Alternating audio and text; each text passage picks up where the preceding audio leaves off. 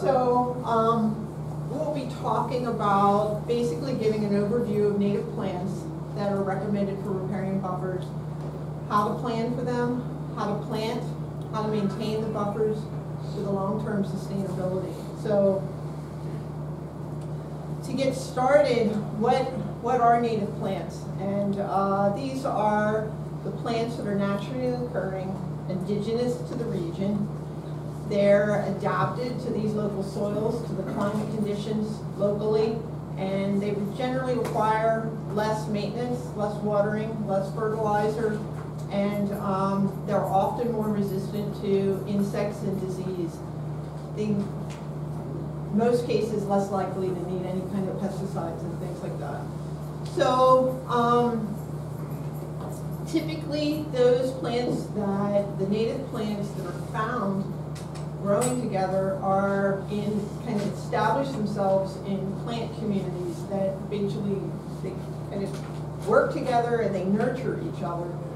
And those areas are commonly recognized, and a lot has to do with the conditions. So wetlands that consistent hydrology. The meadow areas are typically open, have less canopy or shade, so they're full sun.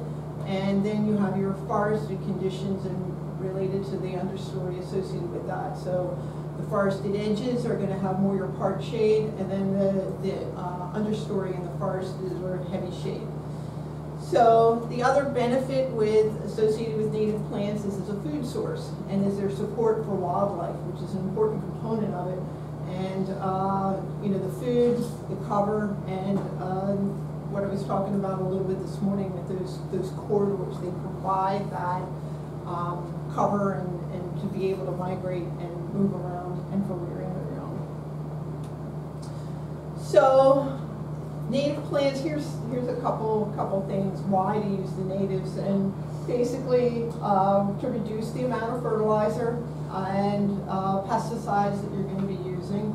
They require less water. Typically our projects, when we do native planting, we don't go in with water directly after planting, and if it's in a drought condition or something like that, we may go back and water periodically, but it's not like a conventional landscape. We want these plants to establish and become established in that condition where they're planted. So that's the goal, and that's why we select the plants that we do. So typically they require less water than lawns, and lawns require the most water. And again, the food, shelter, the wildlife, and promoting the biodiversity. All right, some of the key terminology. Non-native exotic species are those that grow out, species growing outside of its normal range. So we'll be talking, I've got a pretty good segment where we're going to be talking about invasive plants. I'll be going through some of those and talking about those species that are introduced and what happens when they start to explode in the landscape. So naturalized is a term related to describe the species that are not native to an area but have established a sustainable population in the area. So they've come in and they've kind of naturalized into that area, and they're sustainable. And then the invasive plants, like I said, these are the ones that tend to become more vigorous. I don't know if anybody heard on NPR yesterday, they were talking about poison hemlock. That's an invasive plant that I guess has just in the last 2 or 3 years has really skyrocketed. And it's been around for a long time. It didn't seem to be much of a problem, but just in the last couple of years, they're really starting to see huge colonies of them establishing, and it's just becoming a lot more aggressive and more of an issue. So that aggressiveness, some species tend to be more aggressive than others, and some of the native species tend to be more aggressive. So understanding the difference between like a noxious invasive plant that comes in and really becomes, competes with anything else, say purple loosestrife or something that just takes over, compared to some species that tend to be aggressive, and if they don't have other competition or something else, they will tend to kind of take over an area. Hay-scented fern is something that people will see starts to cover a forested area pretty rapidly. It's a native plant, but if it doesn't have a lot of competition and is really happy, it will start to become a lot more aggressive. And then weed is a term that's often used for plant growing where it's not wanted. So just like corn could be considered a weed and a soybean crop, native species can be referred to as weeds sometimes too. So that's just some of the terminology. So I'm going to go through. There's a handout. Penn State has a handout that basically is an overview of native plants. I don't have a copy of it, so somebody can just hold it up. One of the riparian buffers, I think the back was, yeah. There's a list in there of native riparian tree species, and that's what this list is. That Penn State has come out with that I think is a good go-to list for this area. And this list, basically, we're looking at hollies, black cherries, black willow, common hackberry, the hemlock, pines, white pines, green ash and white ash, although we have not been planting ashes because of the emerald ash borer. Is anyone aware of the emerald ash borer issue? You have a question, Tom? Yeah, on that one as well as eastern hemlock, since they're both getting hammered. And Is it,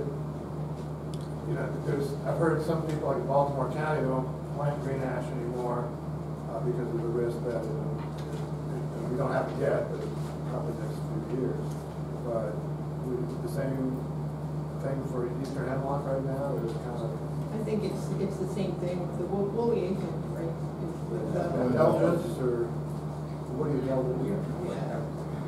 There's a big article on it in the Bay Journal. Yeah, so I think the key with this is really looking at, I typically, and we lean heavily on our nurserymen, on our suppliers, and they're a really good source. They're right at the cutting edge. They know what's going on with the different native plant species. They're a really good resource for getting information on specific species. And I put in the back a couple catalogs. I'm going to get a list. Do we have an email for everyone that's going to be? Yeah.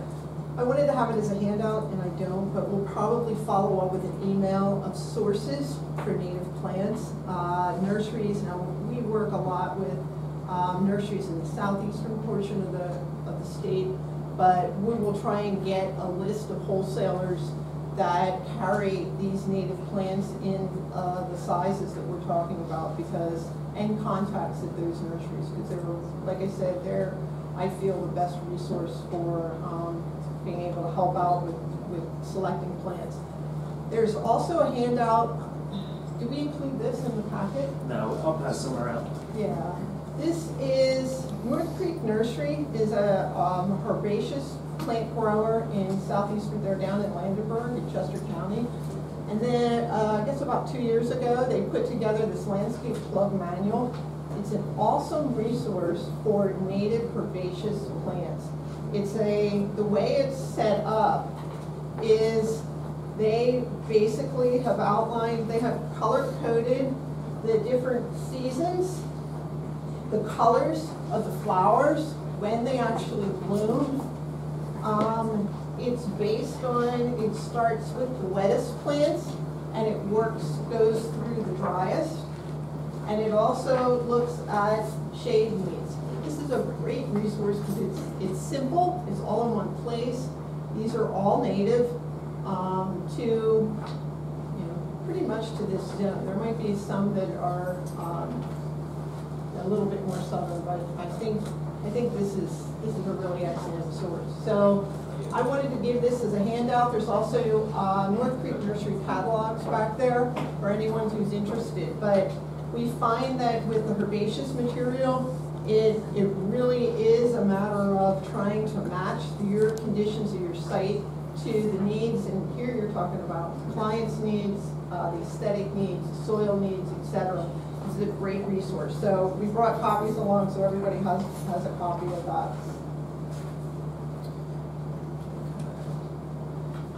And then this is just a list of riparian shrub species, and again, it's dependent on the wetland, the soil conditions, the whether they need shade, shade to part shade, shade to full shade, and things like that. So this is a pretty good go-to list for the shrubs. And then this is just some example images. I think most of you are probably familiar with most of these plants. I mean, is there pretty much, do all of you have a pretty good understanding of the different native indigenous shrubs and trees, especially for this region? And then what I was saying about the herbaceous species, this is, I'll go through kind of some of the go-tos, but this, what I find is that the herbaceous species, the ground cover layer, is probably requires the most thought and attention. Because this is where you need to address both the maintenance, how it's being constructed, and then the selection of the actual plant material, and then actually how you establish it. Is it from seed? Is it from plug? Is it quartz? How, et cetera, et cetera. So having some kind of resource like this to help you to be able to select the palette of plants that you're interested in using in a certain area is really important, because there are so many. And these are a couple examples. What I wanted to do is just kind of go through some of our plants that we call kind of go-to plants.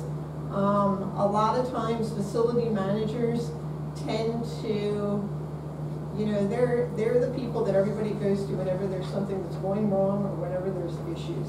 And they tend to gravitate towards those plants that they know are going to grow really well, and that they aren't going to have any issues with, because they don't want to get those questions.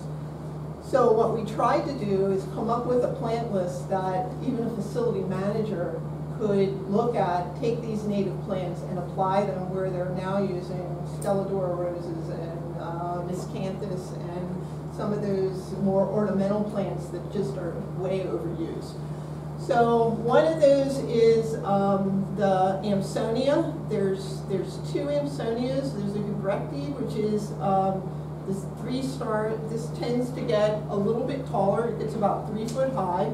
It gets a beautiful blue flower in the spring, and then in the fall, you can see the picture on the right. It gets a really, really nice fall color to it. This plant, it takes average moisture. It takes full sun, part shade. It really does very well pretty much in any condition we put it in. So this has been a really, really nice plant. And there is also a variety of this same Amsonia that is, it's a smaller variety. It's called Blue Ice. It only gets about 2 foot high. And again, it does really, really well. It blooms 2 or 3 times a year, sometimes depending on its location. It gets a really nice blue flower on it. So that's a really nice plant to use. Wild Columbine, a great shade, part shade plant. It'll take dry conditions and shade, which is so often you have those kind of in a wooded area, you have shallow soils and you have a lot of shade. This is a great plant for those kinds of conditions, and it's not super aggressive, but it provides some seasonal interest, and it seeds readily, so it'll start to spread a little bit over time, but it gets about 1 to 3 foot in height. The asters, can't say as much about, or can't say too little about these. The asters provide a lot of great texture. The fall flower, up in this area you see a lot of the New England aster in the fall along the roadways and things like that. There's a lot of different varieties. of asters that can be used in, give you a lot of different texture and color, so it's a great plant. Butterfly weed is one that takes really, really tough, very drought type conditions, kind of your poorer soils, and gets a nice orange bloom in mid to late summer, which is one of those periods where there's not a lot of other things blooming at the time. But we like it a lot just because of its ability to handle those tougher, more drought type conditions. False indigo, this is Baptisia australis. This one I see being used a lot more in even just for ornamental use. It gets, I don't have a picture of it here, but gets a blue flower on it in the spring that's gorgeous. It gets 3 to 4 foot high, so it's kind of a nice kind of low or medium height. It's deer resistant, it's a big deal. And it has the really beautiful seed pads in the winter, and a lot of plant groupings of this along with some of your grasses like warm season grasses and things like that will carry through the winter, and you have a lot of really neat winter interest. So this is a really, really nice plant. Coneflower, this one just, again, it always does well. It takes those tougher dry conditions, although sometimes it tends to do better if it has a little bit of moisture coming in, but it likes full sun, and it gets about 2 to 3 foot high. The heucheras, there's a lot of varieties of these. I see them more and more in the nurseries now. There's a lot of different leaf colors that are associated with the heucheras, and these take shade, but they'll also do well in part shade, and I've seen them in sun. It's a great alternative to like a hosta, and excuse me, and they do really, really well. They stay contained, only get about 2 foot high. They'll get a spike of some flowers. Some of the varieties have a flower on them, kind of a pink or a white flower on them that is really, really nice. So that's a great plant. The blue flag, the iris versicolor, is a great one for especially stream edges, wetland edges, and things like that. They will take pretty much a range of conditions from almost real consistent moisture to even a little bit drier. They will take that range. So these are a good one for, especially for your like stormwater BMPs and things like that, where you have an inundation of water and then you'll have maybe some dry conditions for a period of time. The flower on it's great, and it only gets about 2 to 3 foot height. Liatris, the blazing star, again, another really nice full sun seasonal interest. You get the pink and the purple spikes in July and August, and it only gets about 3 to 4 foot high, which is good. Brown-eyed Susan is one that we tend to use more of from the Rudbeckia standpoint, because it tends to stay a little bit lower, and it doesn't get the stems that are as heavy on it. Sometimes if you seed the Rudbeckia, some of the other species tend to get a real heavy stem, and it just makes it harder to mow, and it tends to be a little more aggressive. This one stays a little bit lower, and it works really well with the flowering from July through October. So again, it has a lot of seasonal interest. So can you go back to that one? Go ahead. So you were saying brown-eyed. So the one that you're talking about that's not as good as black-eyed? It's a black-eyed Susan. Yeah. This is the brown-eyed Susan, which stays a little bit lower, and it doesn't have as heavy a stem on it. Foamflower, there's a number of varieties of the Tiarella that these get grouped a lot with the heucheras, the alum root that I was talking about earlier. These will take the shade, they'll take the drier shade conditions, and gets these white spikes in May, but really it's more the ground cover that it provides that is the aesthetic on it. This is low, 8 to 12 inches in height. Sometimes it can be a little bit touchy. I've noticed in some cases it'll take off and it just does so well. And then in other cases it just seems to be a little more sporadic. So I guess it can be a little bit touchy. But still a great plant for that dry shade, which is what we're always trying to find plants for. Little blue stem, there's a couple different varieties, and I think North Creek has a couple of the different little blue stem varieties in their catalog. But this is a great plant for as an alternative to some of the ornamental grasses. This is a native. We see this a lot into the meadows as a warm season grass meadow. But it takes the full sun, it takes the dry moisture, and what's incredible about the warm season grasses is that their preference is less nutrients in the soil. So, for instance, we're looking at one of our sites that we seeded, I guess it was last year, a pretty sizable restoration, and the one hillside had been an agricultural field for years, and they kept layering manure on top of this field.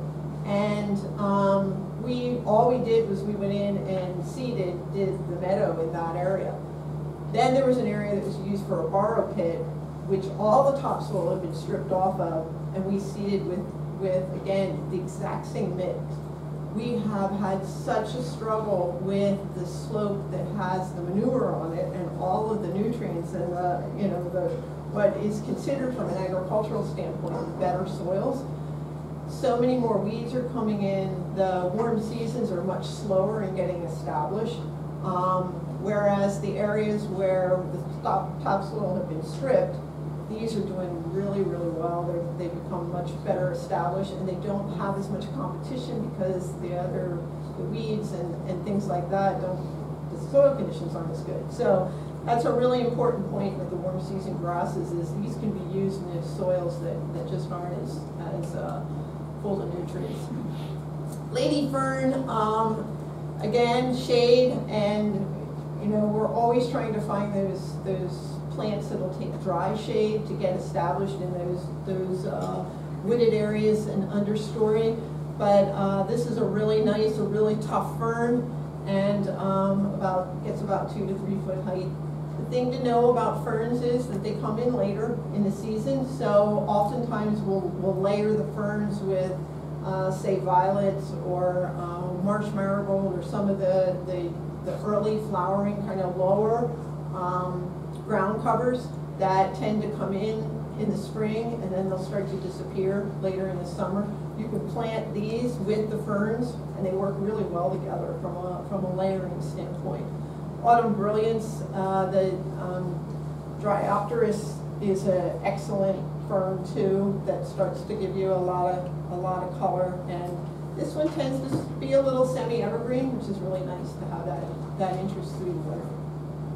So now I want to talk a little bit about non-native and those invasive species.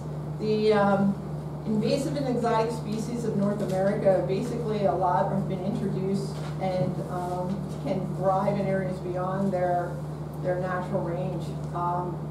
Basically, they're adaptable, they're aggressive, and they have a high propensity for reproduction. So that amount of vigor, and then combined with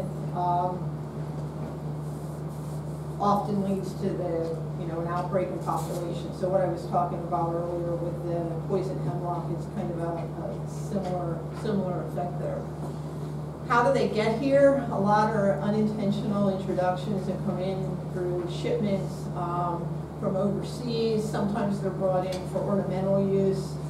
Nurseries will see, hey, this is a great plant, look at that beautiful flower, and they'll bring it in and try and propagate it for ornamental use. And it doesn't have the competition here, and it becomes much more aggressive. So are all exotic species invasives? No. Not only a small percentage of introduced species ever become invasive. So it's more like you're taking a chance as to whether they're going to become invasive or not. Sometimes it's hard to predict. sometimes, like I said, with the poison hemlock, the species are present for a long period of time before they exhibit any of their invasive characteristics. So sometimes it takes a while. You may be using them, and then all of a sudden it kind of takes off and it becomes an issue. And so that kind of, I guess what they refer to as kind of a lag phase with that. So I'm going to show you some of the invasive plants that are starting to, really take off throughout the area. And I think, when you're trying to, it's one thing to be able to establish a sustainable landscape and kind of plan and plant these areas, but probably more importantly is to understand, know what your invasives are, know how to manage them, and stay on top of them and control them. Because you can spend so much money, and I'll show you some images, but just like I said with the autumn olive, if it's not maintained, you can do a lot of great work, and within one growing season, you have to start from scratch again. So this is one of those kudzu vine. I don't know, are you seeing any kudzu up in this area? I think that might be a little more south. It's starting to, as we have warmer winters, it's starting to continue to head north. Central New York has some too. Yeah, yeah, okay. Believe it or not, you gotta stay on top of it up there too. You probably see, how about Japanese knotweed? Are you seeing that along the, yeah, you're seeing it everywhere. I don't know whether it's all along Little Juniata, but, It's around. okay, Yeah. that's another one that was really starting to take off. But some of these plants, once they become established, it's really almost impossible to control them. I've seen areas in Maryland that are just complete valleys that are just covered with kudzu. I mean, you couldn't, where do you even begin to start to manage it? It's really crazy. So being able to identify these plants, catch them as early as you can, it's the best thing that you can do. Purple loosestrife is another example of a plant that was introduced for ornamental purposes and has taken off and really kind of taken over a lot of our wetlands. It's a beautiful flower, it's a beautiful plant, but what happens is it completely creates a monopoly or a monoculture in these wetland systems that you don't have any biodiversity, and it takes away from the benefits. This is one we're seeing a lot of. Reed canary grass, and it's associated with agricultural areas, and especially along the waterways, because it gets carried in the drainage flows and things like that. We've been trying to manage this more with like kind of a mow management, but there are some cases, especially in the floodplains and along the streams and things like that, where that flow keeps coming through, and it's just going to keep bringing more and more. So we try to work with it in some cases. In other cases, we've been able to at least kind of keep it contained a little bit so that it doesn't completely take over. But we do, this one in some of our projects, it at least provides some stability and stabilizes some of the edges and things like that. But trying to get some diversity in it is what's critical. Phragmites, this you've probably seen, giant reed. This is taken over anywhere when you get any closer to any of the coastal areas. There's huge fields of Phragmites. I always thought this was a wetland species, but you see it in shaded. This is actually in a wooded area. I've seen it on steep slopes. I've seen it all over, and again, very, very difficult to manage and difficult to get rid of. Crown vetch. Is PennDOT still planting crown vetch? I don't know. Probably are. It's all over. Yeah. This was a go-to ground cover for the highway department for years, and it has a great flower on it, and it covers quickly, and it stabilizes really steep slopes, and it takes really nasty soils, but it just, once it gets whole, there's really not much else that can be grown in those areas. So, and it's very difficult to get rid of once it's become established. So this one is one that I think is a real issue. All right, so this is an example of, this is a native species, but it tends to be aggressive. So the broadleaf cattails and the narrowleaf cattails, we typically do not plant them in projects. These cattails actually will take, one of the few emergent wetland plants that will take those standing water conditions of about 1 foot deep to about 1.5 to 2 foot deep. And there aren't many other plants that will survive in that amount of standing water. So typically we try to keep our wetland creation areas, or when you're trying to restore it, to that 4 to 6 inch range of permanent standing water or periodic standing water. And there's a lot more varieties that can be established in that depth of water.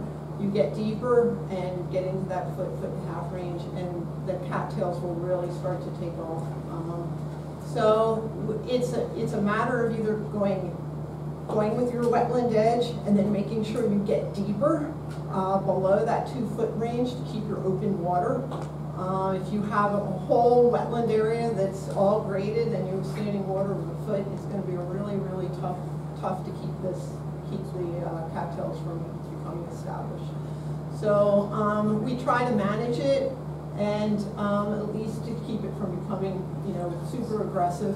It does have a lot of really good properties from a wetland standpoint, and I think they use it a lot in some of the sewage, the wetland greywater treatment facilities and things like that. So there is a place for it, but from a biodiversity standpoint, it can be aggressive. Sweet flag is another one that tends to be, it's a native, but it can be aggressive and kind of take over areas. So again, if you're going, in certain conditions, just kind of understanding that it tends to be more aggressive in some cases, that might be what you're looking for, but you just need to be aware of it. This is the hay-scented fern, which I was talking about earlier, is a fern that takes those drier conditions but tends to be aggressive, so it'll start to really spread through and become more of a monoculture in the woodland areas. And then these are some of the species that people say, really, that's an invasive, because they're really commonly used and they're out there, especially in the nurseries. This actually isn't the Stelladora, which is the daylily that everyone uses in commercial landscaping. This is the ornamental. I've heard it referred to as the orange lily. But this is the one that you find a lot on the roadways, in the ditches, that starts to flower about this time of year. And it tends to be very thick, and it displaces a lot of native species. So some of the alternatives, there's a wood lily, Canadian lily, some of the rudbeckias can be an oxeye sunflower, which tends to be a little bit taller as an alternative. This one I'm not as familiar with, the lesser celandine, but again, it takes over. Was introduced as an ornamental, and yeah, it comes out early in the spring, before the spring comes. Are you familiar with this one? Yeah, it's in the Patapsco River, everything in Baltimore. Okay. It starts, the first thing to come out before the trees leaf out. It covers the entire floodplain, and in like 3 to 4 years, 100% coverage up to the top of the spring valley. And then it dies off. Okay. All dead by now. Okay. But all the wildflowers can't compete with it, so it's awesome. So I don't know whether it's gotten up to Pennsylvania or not, but it is incredibly aggressive. It may not be as far as aggressive as far north. I'm guessing, has anybody seen it up in this area? Not that bad yet. Okay. An alternative would be the marsh marigold, which similar, comes up in the spring, is kind of an ephemeral, and but isn't nearly as aggressive. Japanese barberry, do you see this in your wooded areas? I see some areas this is a huge problem, but this is a very, very common landscape plant. There's a purple variety and a green variety, but it's an ornamental. It seeds really readily, and it just takes over in wooded areas. The deer don't like it, I think, is what the issue is. So the deer won't eat it, and that just makes it even more aggressive. Privet, introduced because it's a great hedge, but it can just be really take over in wooded areas, especially along the edges. And we look at bayberry as a good alternative. Inkberry hollies is a good native alternative. Ilex verticillata and eastern red cedar arborvitae for some of those edges. Winged euonymus, this I'm seeing a lot more in wooded areas too, and I guess again because the deer don't like it. And this is a really, really common ornamental shrub that's used in commercial landscaping pretty much all over. So some alternatives: red chokeberry, inkberry holly, winterberry holly, arrowwood viburnum is a good alternative, and Virginia sweet spire, the Itea, is another good one. Norway maple. It was introduced, I think this is kind of a Victorian tree. There's a lot of very, very old Norway maples, and probably the biggest issue with the Norway maple is its allelopathic properties in that once the root system is established, it doesn't let anything grow around it. The root system puts off a toxin. And so what you end up with if you have a lot of Norway maples is you just can't get anything established in the understory, and it's detrimental. Tree of Heaven, this I think PennDOT has been kind of going to war on Tree of Heaven the last couple of years, but you get in closer to the cities, and this is a really, really common tree along the roadways. It almost looks prehistoric in some areas with the leaf system that it has. And I think I find it's difficult to tell the difference between this and sumac. And sumac has a toothed edge on the leaf, whereas ailanthus has a smooth edge. But other than that, it's hard to tell the difference between the two, especially when they're at this size, whether they're not like this. Tree of Heaven these are challenging to get rid of because they seed really readily, and they end up in thick stands. If they're larger, there's kind of a plug and treat where they drill a hole and put the treatment right into the tree to try and kill the tree and then remove it.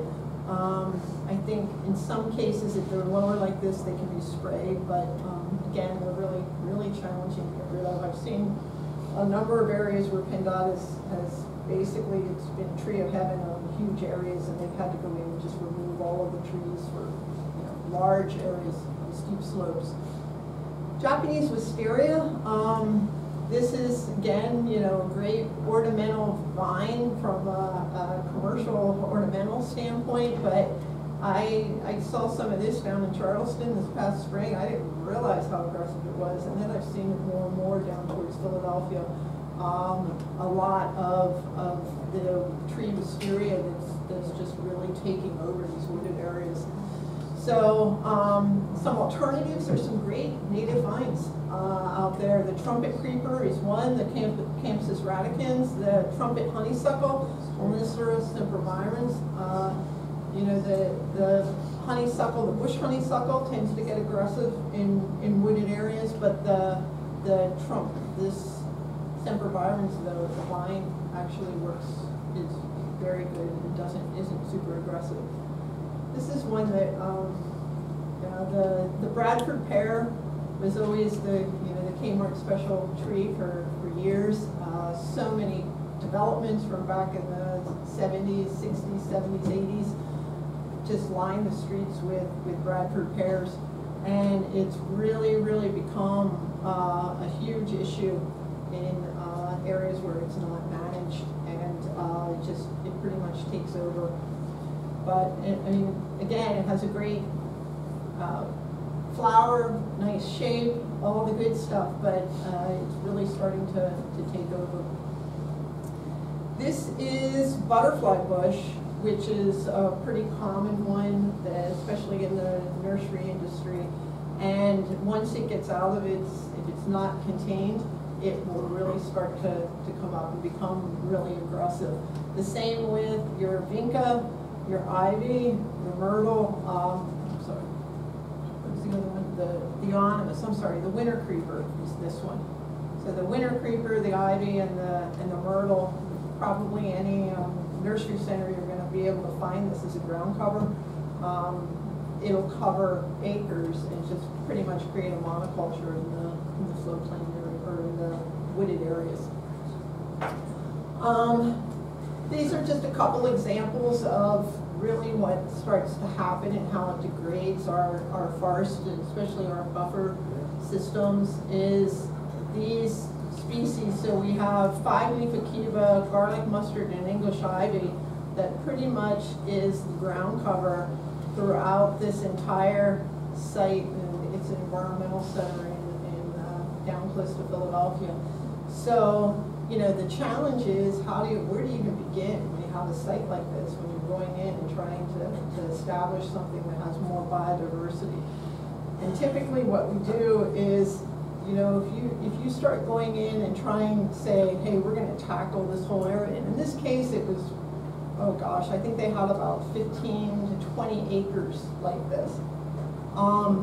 You're just overwhelmed. You really need to have a strategy in place that you take and you start to establish where are the most used areas, what's that transition, start to establish that, and almost do work back in layers. Pick your battles, decide what your biggest issue is, and work at that over time. But it's better to at least get started and see results than it is to take a broad brush approach and try to do everything, because you'll never win. So we do it more kind of like layers of a onion, and working back from, say, the trail or back from the main use area, so that you can at least see the results of what time and the money that's going into trying to manage it, but really understanding it and coming up with a strategy. So there are some lists out there. This is the Governor's Invasive Species Council, and this is the list of the nasties right now. So these are the widespread occurring ones. So you have Multiflora rose, Johnson grass, garlic mustard, mile-a-minute, Canadian thistle, Asiatic bittersweet, Japanese knotweed, tree of heaven, purple loosestrife, Japanese hops, and common reed. So they're the ones that probably everyone in this room has seen at one point or another. These are a little more limited because of where we are. These are a little more south, but the kudzu, the hogweed, and the goat's rue. No, we have hogweed here. I'm sorry? We have hogweed here in Center County. He says we have hogweed. Do you? Okay. Okay. So is it pretty well established? Have you Yeah, seen? it's in spots. It's under, Yeah. stable as a site line. So it's isolated, but it's dangerous because it's dangerous, not just because it's invasive. Well, that's one somebody found and thought it was pretty, and then they planted it in their yard. Yeah, because it's physically damaging to humans. What makes it physically damaging? The sap and the sunlight, ultraviolet, the sap, those caustic currents. Oh, yeah. You'd be like, third degree burn, it's not sun. She got into the sap, it's already up there. Been bad with Maryland. Yeah, kids will play with it, get the sap on them and get the sunlight and wind up with, pretty serious.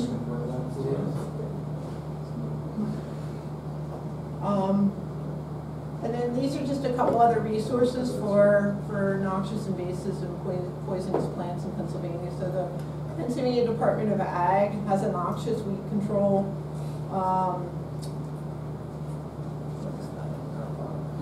noxious weed control list, so that's their list, but they update that. And then, there is a program, what's the PDA's regional office? Also has this. So there's lots of resources out there for invasive plants and information on managing them individually. So before I get into the next step, I just want to find out if there's any questions on the native plants or the invasive plants.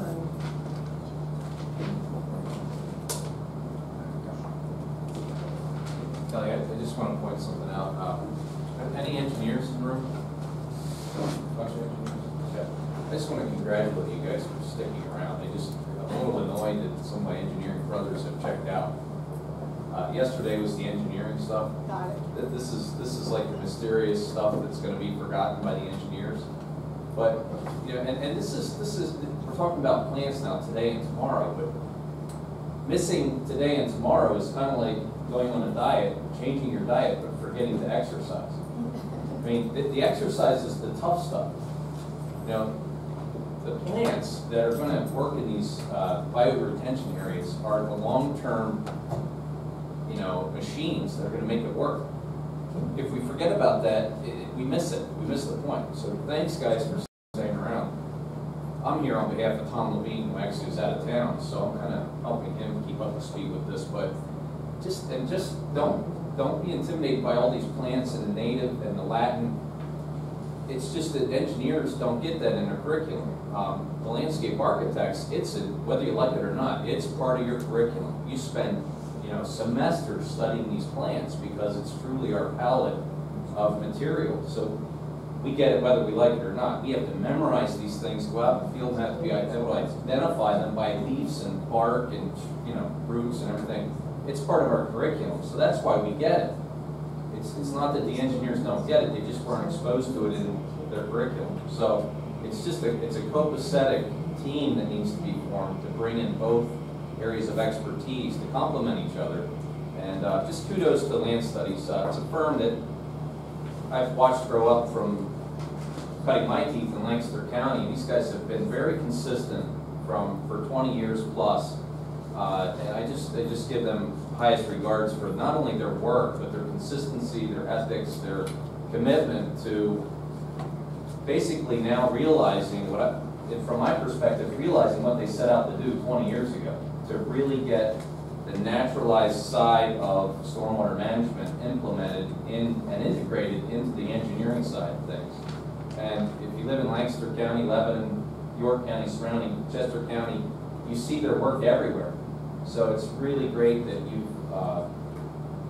it's great that they're here in Blair County. We have an opportunity to not reinvent the wheel, but learn from the precedent that they've helped set in other, you know, other communities all over the Commonwealth and beyond. So it's just great to see them here, and it's great to see Blair County, you folks from Blair County, stepping up and saying, let's not reinvent the wheel, let's learn from precedent, let's do what other communities have done successfully. So it's just exciting and encouraging to see this all come together. So thank you all.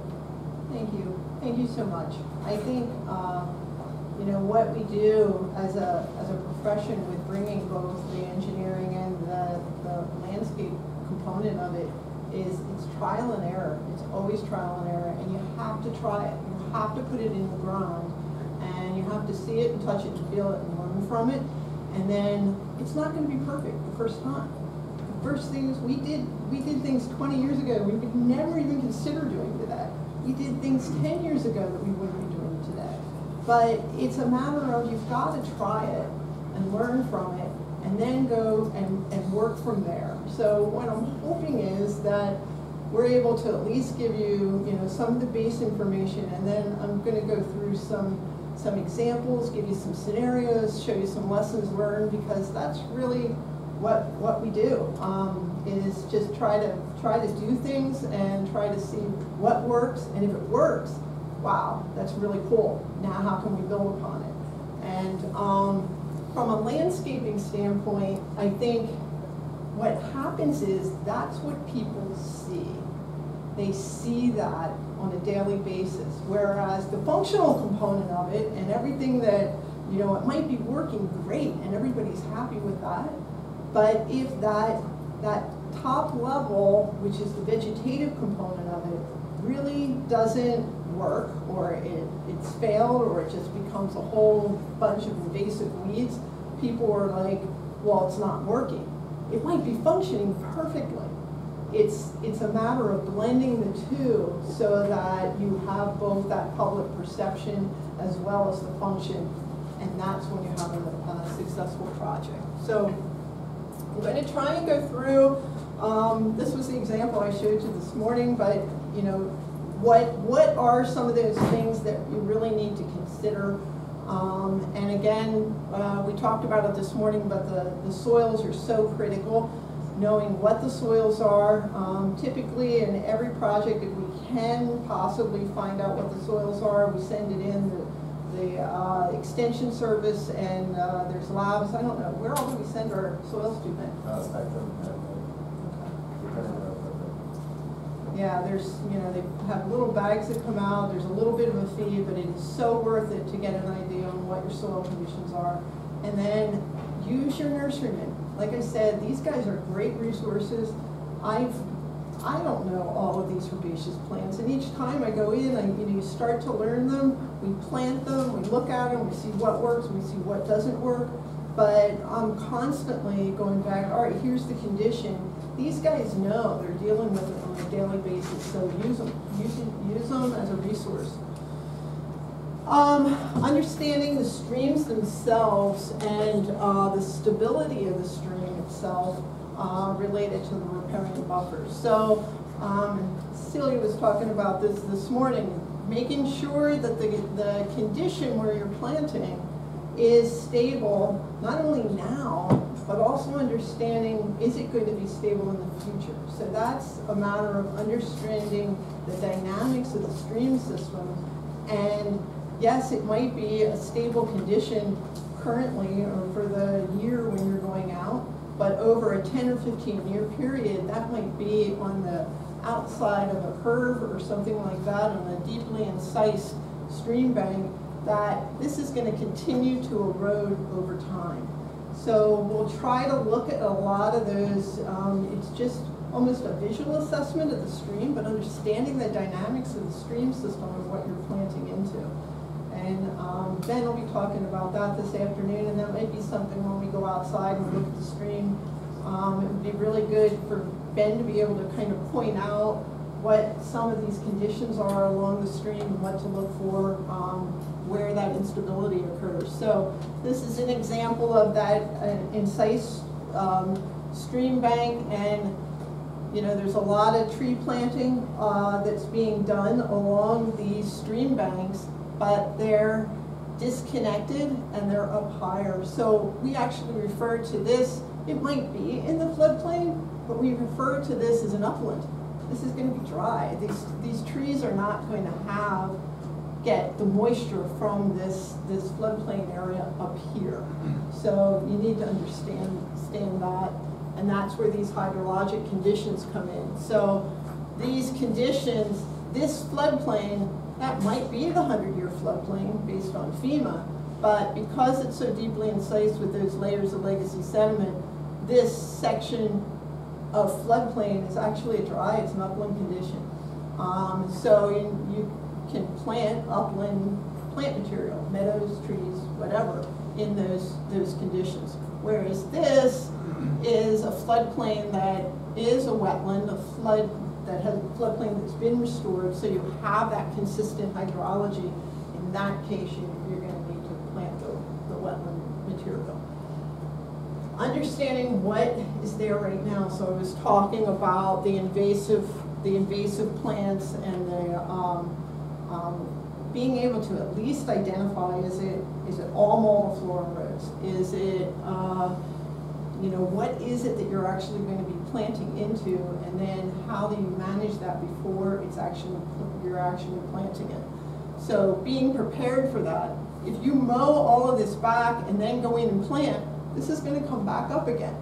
So you need to understand that, manage it, and then go in and plant into it. So this is just an example of, you know, establishing that ground cover, seed cover. This is just seeded, and then planting into it to create that competition. Once the trees are in, the management is harder because you've got to go around all those trees. You have to be able to mark all of them. So it's better to manage it before you go in and actually plant than to wait till after you plant. This is something I talk about a lot, and it really goes back to that public perception and that idea of an edge. And when it's a matter of what is that transition space, what is that edge, and how do you treat that edge? And that can be the difference between how people perceive what it is that you did, and whether they like it or not. So typically this is a riparian buffer. This is some, you know, there's some no-mow areas that they've established along that stream. And in this particular case, this community is a homeowners association, and it's open space within the homeowners association along the stream. And we met with the homeowners, the whole group. I think they had about 50, 60 people, residents from the community, talked about what we were going to do, showed them a plan, things like that. And there was a lot of pushback. There was probably about 5 or 6 residents who spoke very, very loudly that they wanted to mow, continue to mow right up to the stream. And they didn't care what we did, they were going to continue to mow it. So we had a couple people, and then the rest of the group was kind of in between, and then there was a faction of the group that really wanted to just create a real sustainable landscape over the whole thing. We need to consider all of those voices. It's so important. You can't just stick to one and be, you know, purist, and then all you're doing is battling that other group. There are things that can be done. So in this case, what we recommended was, rather than killing off all of this existing one and trying to go in and seed a warm season grass meadow or wildflower meadow, which is going to take 2 to 3 years before it becomes established, go through that whole educational component of it, what we're proposing is actually creating a no-mow zone. So allowing that grass to grow up, get it a little bit longer, just gives them the chance to kind of test it. It gives them a chance to experience, okay, is it okay to let those grasses grow a little longer? And it also gives them the flexibility to be able to go in and mow into it, and they're back to lawn, so it gives them flexibility. And then what we did was we planted trees into that no-mow zone. So I have some pictures of that, but this just shows how you start to establish that. We set the flags out, said they're all flagged. This is where we're going to establish the no-mow area. You know, if you want to move these, the community can move them. Let them be involved. Let them take ownership of it. It really helps so much in the long term in doing that education up front and working with them through the process. So establishing, and how do you go about establishing these different levels and for the riparian buffers? And Cecilia talked about, I think we have the same graphic, but you know, you've got the tree layer, the canopy layer, you have the shrub and understory layer, and then you have your herbaceous subshrub layer. And typically these shrubs and kind of smaller trees are on the woodland edge area, and these tend to be the types of shrubs and trees we use a lot along the riparian areas, because if you think about it, those, even until they're established, they're kind of those edge zones anyway. Kelly, just a thought too. If you could go back to that real quick, just thinking from the practical side, from a park and recreation planning perspective, just want to make a note. The shrub level right there, that is where all the butterflies, all the songbirds, you know, when your park and rec people are out there enjoying the park, that critical zone right there is really what sustains a lot of the, you know, the perks of the park that people come to enjoy. So just to keep that in mind. If you have lawn right up against your trees and you have no shrub layer, your park is probably not attracting those. I'm not a bird person or a butterfly person myself, but I have a lot of clients that are. So we've learned that is a critical zone that makes your park complete, because that is what attracts. It keeps the biodiversity even. A lot of the critters and a lot of the bugs and birds and bees. Not that we want a lot of bees, but all those critters. That is a critical zone that keeps your park whole, in a sense. That makes it attractive, keeps it sustainable. And a lot of the people that are using your parks are there to enjoy those things. So that's just a critical sliver in the slice of what Kelly's talking about that also has other ramifications. Yeah, that's a great point. This is huge from a biodiversity standpoint. This section right in through here, because that's where you have the most diversity overall. So I'm going to show basically kind of 3 riparian buffer strategies. And the first, like I was talking about earlier, is that ground cover layer. And there's different approaches to this. This is the no-mow zone established in what I had shown you previously, where those flags have been placed. And you can use a no-mow to create kind of a softer meadow. It allows some flexibility, like I said, for some of those homeowners that might not like it out so far, and you can kind of they can battle back and forth a little bit. A lot of times, once people see it in the ground, they become comfortable with it, and then they can start to move it out and do more and more. So that's one approach. This area can also be seeded. You can eradicate the existing ground cover and try and get more biodiversity in by seeding it as meadows, and I'll show you some examples of that. But this is going to give you the most flexibility, and again, especially for homeowners, it gives you that transition. Sometimes what we'll do is actually the next layer then is to establish that mixed herbaceous layer. And how you do that can be either, like I said, with the seed mix, which is the eradication, and going in with the seed mix that actually has the herbaceous seeds in it. So these are plugs, but the plants in here can also be, most are available in kind of a seed form, and there's a lot of custom seed mixes out there for riparian buffers. Ernst has a number of seed mixes that have been tried and true throughout Pennsylvania. But again, make sure you take a look at what's in that mix. Make sure that there aren't a lot of tall grasses, which is what we talked about earlier. Understand what's in it to keep some of the grasses lower, because it's so important that you have that visibility in. You don't want to create a buffer and then have it be visually a buffer here that no one can even enter it or get into it. It just becomes more of a useless space. So if we do establish the no-mow areas, sometimes we will go back into that later and plant what we call hotspots. So into that no-mow, we would actually maybe eradicate a certain area where we would take out, round up the grasses, and then plant plugs or cords right into those hot spots. And what they do is they kind of create a catalyst, a seed catalyst, kind of a seed bed that'll start to seed into those no-mow areas. We find that by doing that, you can manage those hot spots a little bit easier. If you start planting them all throughout, you tend to lose them, you can't manage them, you don't know what you have, and there's a lot more competition with the existing grass.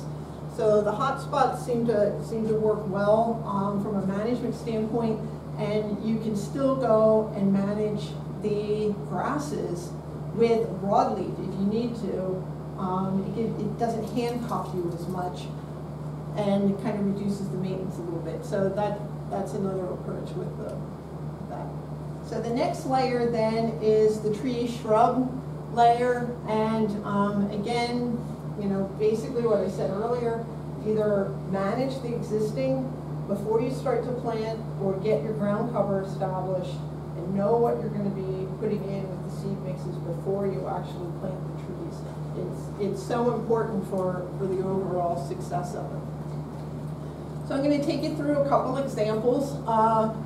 This is a project, we actually worked with Penn State group, had a grant with the National Fish and Wildlife Foundation to implement sustainable landscapes and stormwater BMPs in 3 communities in the lower Susquehanna. And the group from Penn State actually did all of the upfront education of the homeowners association. So they had, I think, 3 kind of visioning groups with them ahead of us getting involved, which was very, very helpful, where they went through things like talked about the benefits of the native plants for both water quality as well as wildlife and things like that. So they went through that whole process. So by the time we got to the point where we were involved in developing kind of a design for these sites, the communities were well educated, which is really very helpful. This particular site, this is the community, and pretty traditional apartment complex. And then they have this property on the other side of their, you know, where their housing is, that basically there's a stream channel that runs down through here with pretty well established riparian buffer. So there's already some trees that are pretty well established. There were some invasives in there, but it was pretty well established. But this whole section down through here was just mowed lawn. And then they have a major detention basin right here on the site. So, and there's a sewer line that runs right through here, and a drainage storm sewer that runs through here. So there's a number of easements and things that crisscross the property too. This is what it looks like, pretty conventional development, all lawn. There's that riparian buffer I was talking about, and the existing homes. Again, kind of looking at the views, how people use this. This is a pretty heavily used roadway that connects 2 other communities in Lancaster. So when people are driving down here, they actually look at this probably more than they look at the actual housing community. So the approach for this was a little more aggressive than the last community that I talked to you about, where we did the no-mow zone. In this case, this community, their group seemed to be much more supportive of doing, really starting from the ground up and doing a full sustainable meadow and natural landscape, and with some diversity in what was being done. So we started with, this is the stream. This is actually flipped from what I showed you before. So here's the apartments are on this side, and this is Rutledge Avenue. We started with this zone right along the stream, which is the existing buffer, and that zone we proposed just to manage. So we had, that was just a matter of going in and just managing. There was some multiflora, there was some thistles and things like that. Just going in and managing that, and trying to release some of the, you know, natives that maybe are already in there just being suppressed along that corridor right where the stream was.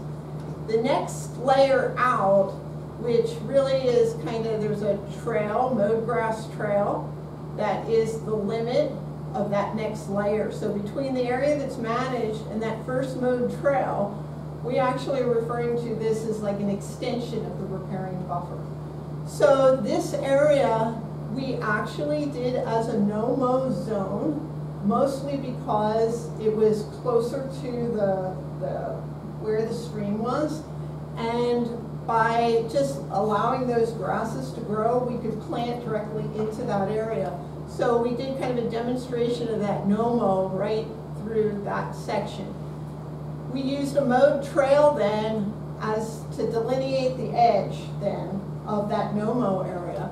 And then these areas, this area 5, this kind of lighter yellow colored area, this entire section was killed off. We rounded up all the existing grass, and the whole area was seeded with a warm season grass meadow with a number of select wildflowers that were seeded into it. So this was a more aggressive, and we actually planted the meadow. There's, again, more of a well-defined trail that came out and kind of links back into a trail into the community here. I think they're thinking maybe at some point they may actually improve that and have some kind of surfacing for that trail itself. And then this section, which is right out along Rutledge Avenue, what we proposed was some areas of where we would seed but also plant. We actually planted quartz. Yeah, I'm pretty sure we planted quartz of herbaceous and planted these whole sections. So almost that hot spot approach, but it was seeded and then we planted into it. All right. So basically, this project is represented as demonstrating 3 approaches to kind of a riparian buffer. And then I still like the lawn along the roadway, because that lawn section gives you that edge that helps people to feel like they have a sense of control.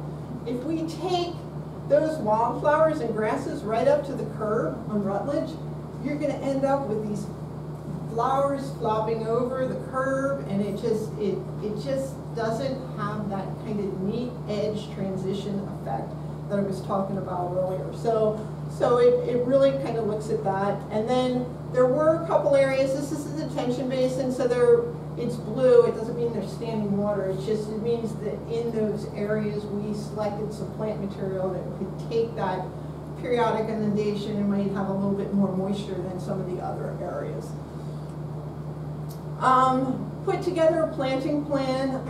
In this case, it was more of a detailed planting plan because we did, LandStudies did some of the installation. We also had volunteers do some of the planting, as well as there was plant material that was donated to the project. So we were balancing a lot of different things. So there was a little bit more of a detailed planting plan established for this particular project.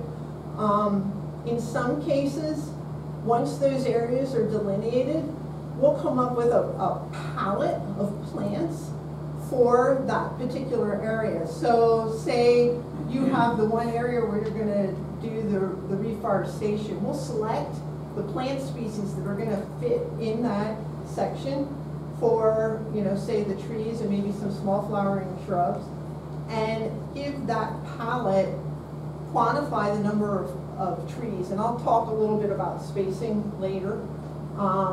And that gives you the opportunity to work with your nurseryman again on what plants are available. You aren't tied to a certain number of each species. There's flexibility in this.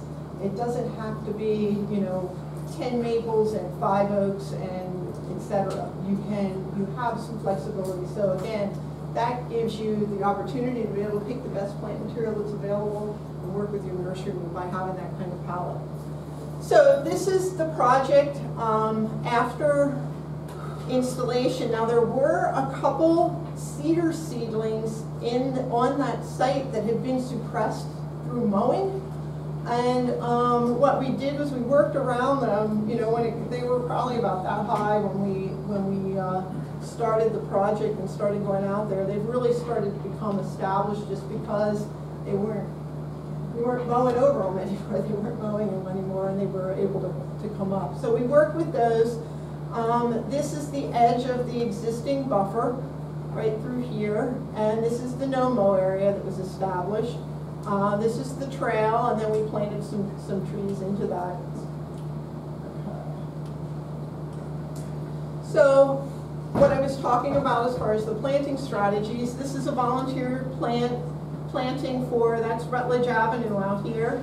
So this is the area, that dark yellow area that I was talking about, where we seeded it with a grass-only meadow seed mix, and then planted the quart-size herbaceous into that. This was a volunteer project, so this was a really good opportunity for the volunteers to get involved. And they planted, I think it was about 3 hours one morning, one Saturday morning. They went in and were able to get all of the planting in. So this is probably a couple months after the planting, so you can see the wildflowers starting to become established. The grass mix is starting to come in. So this is what it looks like. This is what we want to start to look for. Shoot, I think this is Johnson grass. Is this Johnson grass? I think it's Johnson. We had a patch of Johnson grass, a couple of patches of Johnson grass that started coming in. So this is just a matter of making sure you stay on top of it, and we just go in and string trim that area down to make sure that it didn't start to spread. So once it's established, then going in and just monitoring it periodically and making sure you take care of things like this while it's just, you just string trim it down and you don't have to, it's not invasive into the rest of the site. This is that area, another, just kind of looking the other way, and you can see some of the sections of seed that didn't take as well, but the courts are starting to become established. But if you look at this area, which was planted at the same time the other areas were seeded, at one point, they all look the same. And this was probably 4 or 5 months after. You can see the foxtail has really come in heavily. So this is the area that was planted with all the cords, okay? And this is the area that was seeded.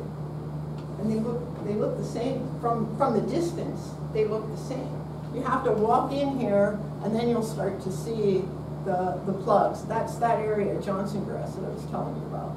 So in this case, foxtail is easily managed with mowing.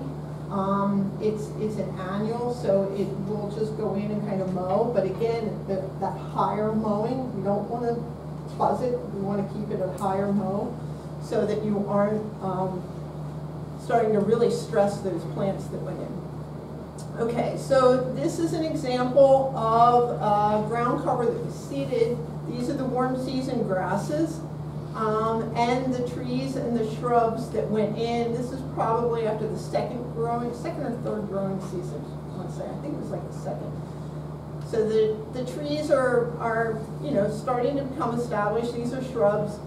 And the warm seasons have really started to become established. But this was seeded, and then right after it was seeded, the trees were planted into it. So it just kind of shows that example of with the warm season grasses.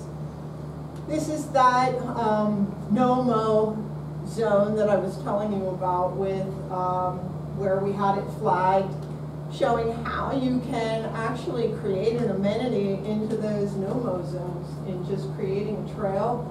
And that edge, if it's well established, it can become an aesthetic. Change over time. This is the Butterfly Acre site that I showed you earlier this morning. This was where the infiltration trenches went in. Actually, the one infiltration trench is right there, so you can see the monitoring wells. And what we did was we actually planted red twig dogwoods the whole way across where those trenches were, so we knew down the road we'd be able to find where they were, because we knew we'd find the strip of dogwoods overall. But the whole area had been stabilized and seeded, and then these were where the trees went in. So this is what it looks like right after it was constructed. Functions very well at this point. This is probably about 2 to 3 years after construction. So the seed mix is very well, it's starting to get established. The plugs and the herbaceous that were planted into it are starting to become established. And the trees, they're there, but you're looking more at the herbaceous. There's that coreopsis, which is flushing really pretty heavily along the edges. And then this is about 5 years after construction. So you start to see the trees are very well established. The plant communities are starting to get settled. They're starting to spread. Something else with sustainable landscapes is that these plants they'll move around. They might be in one location and where you planted them, and 2 years later you'll see they'll be over in a whole different area. So they actually will move till they get to the location where they're most comfortable. And so this is what we want to see. We want to see these plants really starting to intermix and colonize and start to become comfortable. And this is what's going to maintain your long-term stability for the overall project. And this is kind of a higher up view of one of the sections, older sections. So you can see how the trees are really starting to becoming established now. And what will happen is that canopy will start to establish, and the ground covers, it'll start to shade out the ground covers a little bit, and again, they'll start to, over time, kind of settle out. But that gives you an idea of 5 years post-construction. And then what along the stream channel itself, if it is stabilized, by having that edge that has that consistent hydrology, we have a lot more opportunity to establish. Here's Pierce's Woods at Longwood Gardens, a really nice, diverse sedges, and there's the iris rushes that really stabilize that edge at the edge of the channel and have that consistent hydrology. Can be a really nice aesthetic feature. So I've got more slides. I'm going to go into some specifics on planting and then a little bit on maintenance, and then I'm done. Do we have any questions before I get into any of that? I did want to talk a little bit about plant standards and what we typically use and what's available in the industry, because it's so helpful when you're speccing your plant material. For the trees themselves, there's container seedlings, which are in these 3-inch by 9-inch deep. I think there's a couple variations on this, but basically these are considered container seedlings, and this is pretty much the standard.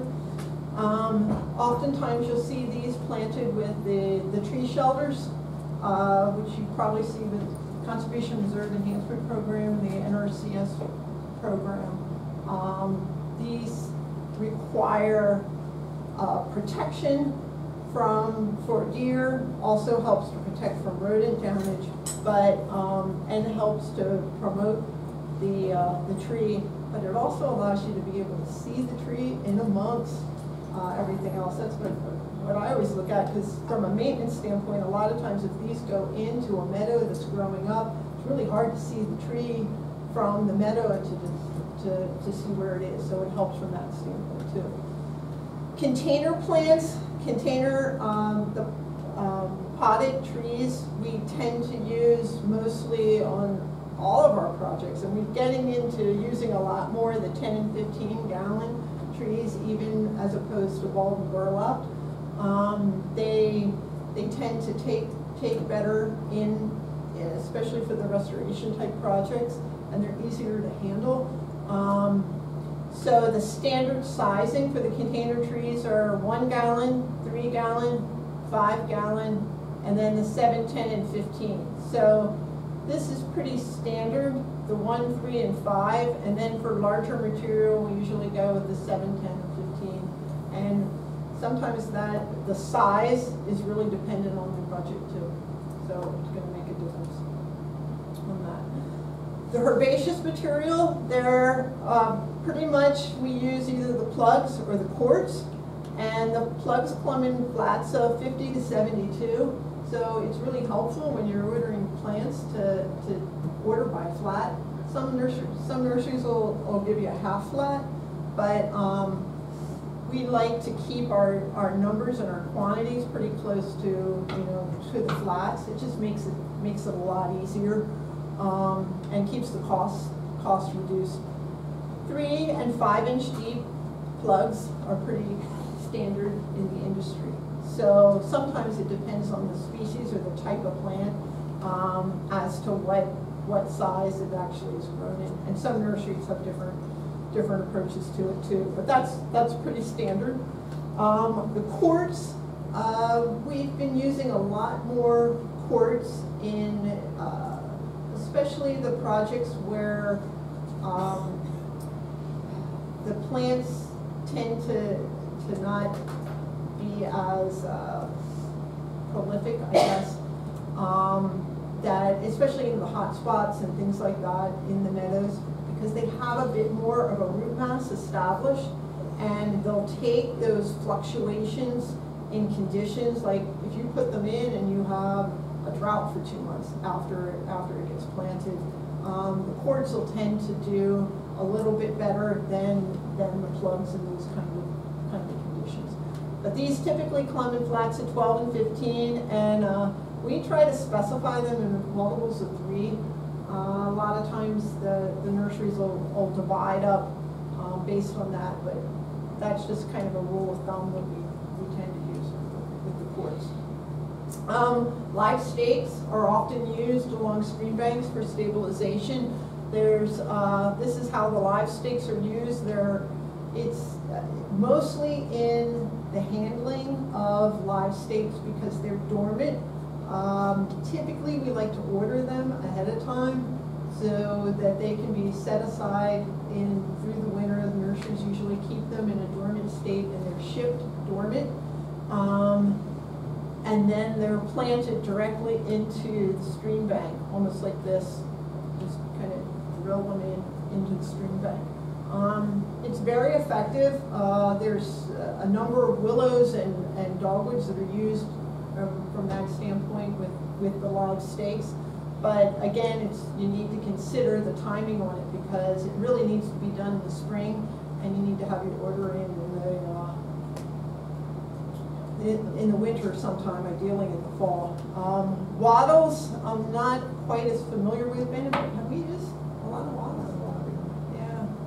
I'm not as familiar with these, but I know they're available, and I think what they do is they use them for stabilization, and then they sprout this way. So you lay them. Have you guys used wattles or fascines? A long time ago. Okay. Well, less common now in practice. Yeah. So I just know it's another type, but I think mostly the live stakes are what we get involved with. And then this is what I was talking about with tree protection. So these are the tree shelters that are placed around the container seedlings, and again they protect from deer damage and basically help to promote the growth of the tree. There's other methods of deer protection. This is one example. This is something that we use pretty often. Here's some other, this shows how it could be established. Deer protection is a challenge in a lot of areas. This is a site where they actually put the fencing the entire way around the reforestation area as opposed to doing it by individual trees.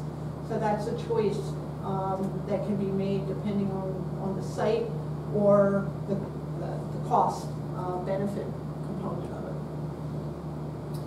So some planting standards, just wanted to throw some of these out, and it's really a matter of, I guess, preference on projects or whether you're trying to meet a certain standard. But the Conservation Reserve Enhancement Program, their standard is about 125 to 150 trees or shrubs per acre, and they use 2 to 3 year seedlings. So that's the 3 by 3 by 9 with tree shelters.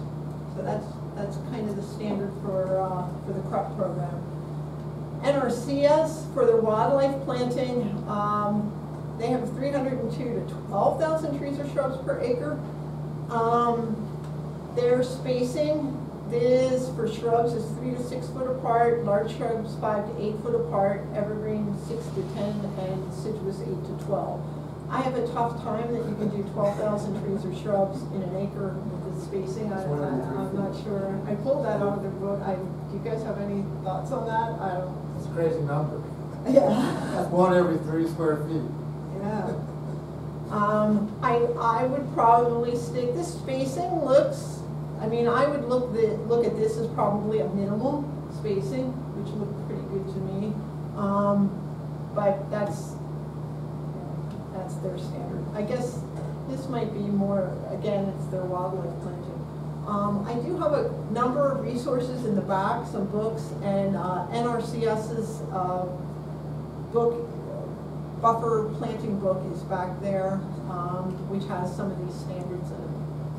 And then the DEP, the Stormwater BMP manual that Cecilia was showing you this morning, that's the 6.7.1 that's in your folder. The formula is basically the number of plants is equal to the length, width of the corridor, so the area divided by 50. So 50% of the area is what you're using to determine the number of plants that go into the riparian buffer. So that's a pretty easy one. Their spacing is based on the size of the tree. So their seedlings are 6 to 10 foot apart, bare root 14 to 16, and then all their containers are 16 to 18 foot apart. Any questions? Okay, and then I'm just going to go through some maintenance and then we're done. Are there any questions on what I've talked about so far? Some common misconceptions about native plants, and one is that they don't need maintenance. They do. They do require maintenance, and the frequency and the amount of maintenance is reduced over time. That's what we explain is it's going to be a different kind of maintenance, but it's critical that you have that maintenance in the first 2 to 3 years. So important.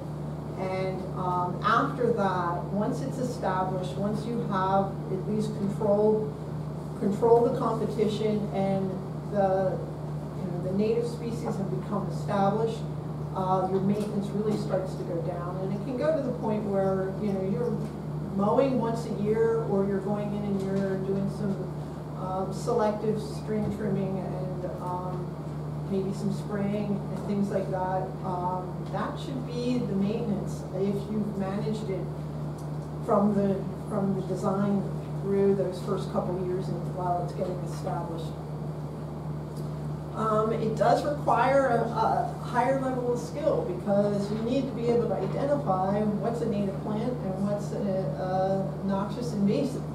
So, and you also need to be able to identify it when it's this big as well as when it's this big, because sometimes you'll go in and you'll be looking and you need to be able to see these plants and kind of understand what it is you're looking at. So there is an expertise with that. There's also an understanding of being able to have a certified pesticide applicator's license that can spray with, what is it, aquatics license. It's a specialized because not some people have certified pesticide applicator's license, but there's a specialized addition to that that's for aquatics. And so especially with preparing buffers, because you're going to be close to the stream, you have to have that license in order to spray in those areas. Yeah, again, the critical things, establishment, there's 3 to 5 years. We have been working with most of trying to get as part of our contracts for projects, for installation projects, maintenance for at least the first year, ideally the first 3 years, and including that with the installation and construction contract, because it really is an integral part of the establishment of it. So making sure that you include some form of maintenance in the budget for that first 1 to 3 years should be considered as part of the installation. It's really important. Managing the plants and invasive species, wildlife protection, know what your wildlife is. In some cases, we've had We've had beaver that have gone in and literally taken every single tree that was planted out within a couple weeks after they were planted. Geese, there's methods, there's things that can be done to keep geese away, but kind of understanding what your predators are and then being prepared so that you won't do all this hard work and spend all the money and it goes away. Repairs, there's vandalism, there's flood damage, there's sinkholes, there's always little things that start to come into play, and being able to go back, if someone's monitoring it, they're able to see and help with what the repairs are. So plant management to reduce the competition and target invasive species, so that's the goal. There's a couple methods we use. Mow management, in some cases it's a matter of going in and mowing the entire area to start to manage for the woody species or the invasive species. And again, it's the height of that mowing that is important, and typically higher is better than, you know, taking it down to a lawn level. Selective mow management and string trimming, so going in and selectively string trimming out certain areas for species. Selective herbicide application, and what I was saying earlier with the knowing the difference. So I think the biggest issue that we've had on a lot of these projects lately is just working with the grounds maintenance and the mowers and trying to get, because you're really competing with their business to a degree in some cases. In other cases, it's what they do. And trying to get them to understand, you know, what those edges are, flagging them, taping them, putting stakes in the ground. In some cases, we actually have put stakes the whole way around, put orange flagging the whole way around just to keep them out. So it's understanding who's maintaining it and then being, you know, kind of working with them on what needs to be done.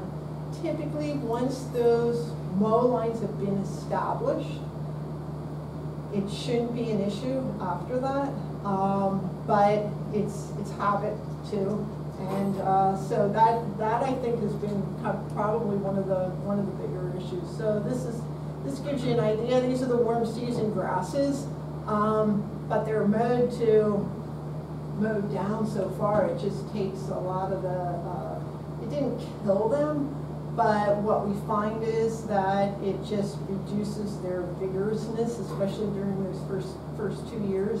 And that's when you want it to really start to come in, because that's when everybody's asking all the questions, and it can really slow it down. Being able to look through the foxtail and see the herbaceous seed coming in is helpful too, to just kind of, you know, you can look at it from that distance where you see it's just all foxtail, but it's getting on top of it, walking through it, being able to identify and start to see the sequence, the herbaceous layer starting to come in. So this is the area that was mowed, so you can see where it was seeded, and the warm seasons are really starting to become established along this slope.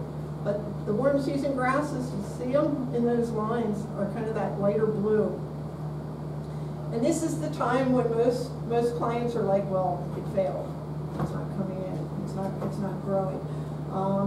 These are bunch grasses. It's not bluegrass. It's not a lawn grass. It's going to spread out. There's going to be empty space in between. And that's one of the reasons these warm season grasses do better in soil conditions that don't have as much nutrients and in them, because they don't have the competition. These soils are rockier, they're drier, so the weeds aren't getting into this as much. So this is establishing well. It's just getting them to lay off the mowing a little bit. Then this is when you can start to see the wildflowers are starting to come in, and really looking at what the difference is between the warm seasons and then the wildflowers. And you still have some foxtail and things like that, and you do patches of that, and you go in and just kind of string trim them it's, because there's a whole area of foxtail, it's an annual, just a matter of managing it, managing it until the others become ready. We find this a lot, string timb damage. So people will go in with their string trimmers, and they'll try and string trim around these small shrubs, and it kills the plant, girdles it. So we tend to lose a lot of shrubs that way too with conventional landscapers. Rodent damage, especially in the wintertime with the riparian buffers and the trees, it can be pretty significant in really cold, snowy winters. They like the voles and mice and rabbits like to have that cover, and they can get in and chew. And these trees, literally, they'll just come up in the spring. They're dead. So they just eat all around that area.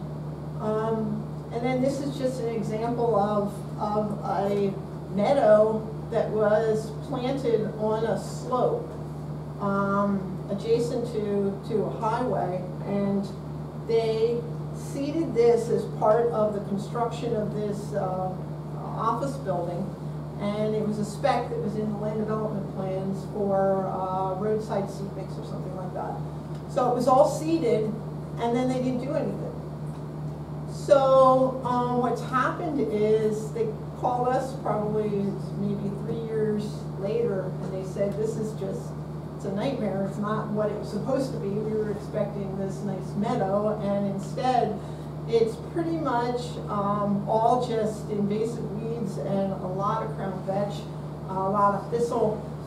They had some trees in it, but in this particular case, in some cases, if the seed mix had taken, and there are some invasives that have come in, but we can go in and either manage those invasives and try and promote that seed mix to come up. So sometimes it's like a whole management strategy. We can get it back on track. In this case, they completely lost their meadow. There was nothing from the original seed mix that was coming in, because it was completely out-competed. So what happened was we had to eradicate the whole area, start from scratch again, reseed it, and then this is what started to become established.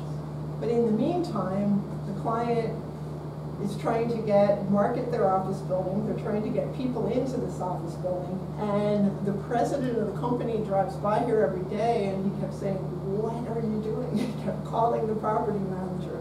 So it's, again, just having that maintenance from the very beginning. They probably could have had this, but the fact that they ignored it for a couple years, they ended up having to go back, eradicate it, and reseed it, which costs about double the amount it would have if they had managed it originally from the beginning. So, and then I just want to finish up with some average costs. The annual cost for our recent kind of routine maintenance projects runs about $110 an acre for larger or simpler projects. Some of the smaller ones that are a lot more detail-oriented might end up, up to like $2,600 an acre. But that gives you, some kind of range or something to work with from that standpoint. And it's based on a routine maintenance contract with the owner. Typically what we do is we go out, work with the owner. We go and we will do an assessment periodically, whether it's monthly or every 2 months, depending on the project, and prepare a work order for the maintenance. That way the client can see what needs to be done. And then when they go out, after they maintain it, typically they'll see other things that need to be done or something that has changed when they get out there.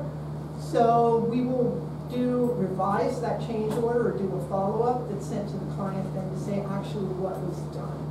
And that's worked really well for us because it establishes kind of an understanding of what needs to be done and also that follow-up.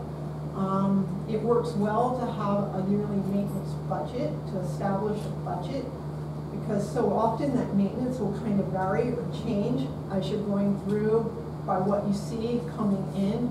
And then if we don't use it all by the end of the year, we can push it to the following year. If there's something else that needs to be done, then we can say, here's what needs to be done, this is what came up, this is the cost, and then the client can control, decide what they want to do. And then just kind of some background, the city of Allentown did a no-mow strategy for 3 acres of lawn area along Cedar Creek, east and Lock Ridge. And what they found was that they had a savings of about $50 a week, and which ended up about $1,600 a year for 3 acres. Yeah, and then I think we've got, here's a couple just kind of cost comparisons then that was done for that project. So based on how often they were mowing, and their contract for the year was $7,500, and what we were able to do by creating a new meadow, how often it was mowed, the visit by the specialist, we still were reduced over the 5 years, reduced costs. So, you know, the maintenance, yes, in the first couple of years, there's going to be maintenance and there's going to be costs, but ideally over time, it's going to start to be reduced. So I think that's, this is for a rain garden, bioswale, and basin retrofit. Looking at the costs then between that having been originally a conventional one. There's more cost associated with those more detailed type plantings, but there's still some savings. So yeah. Okay. Any questions before we break for lunch? Thank you.